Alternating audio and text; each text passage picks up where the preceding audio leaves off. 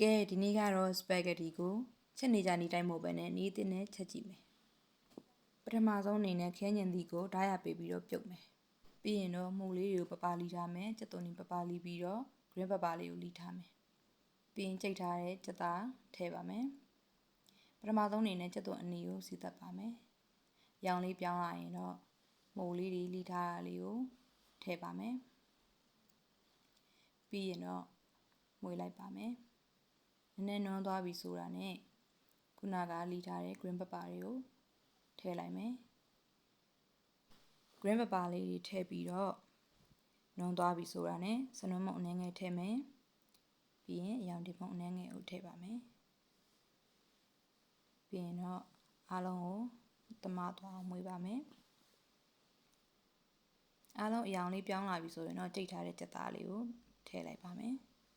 ပြီးရင်တို့ကိုလည်းရောသမမွေးသွားအောင်မွေးပေးလိုက်မယ်ပေါ့နော်ချက်သားလေးတွေနည်းနည်းတင်းလာပြီဆိုရင်ကြိတ်ထားတဲ့ခင်းညင်သည့်အရေးကိုထည့်ပါမယ်ပြီးရင်သူ့မွေးမယ်ခဏကြာရင် oregano အမုံအနည်းငယ်နဲ့ရတာအမုံစားအနည်းငယ်ပေါ့နော်ထည့်လိုက်ပါမယ်ပြီးရင်ခောက်ဆွဲပြုတ်ထားတာကိုထည့်မယ်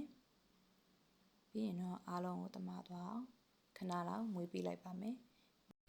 ကဲအခုဆိုရင်တော့ရတာရှိပြီးစားလို့ကောင်းတဲ့ spaghetti လေးတစ်ခွက်ရပါပြီအားလုံးကိုကျေးဇူးပါ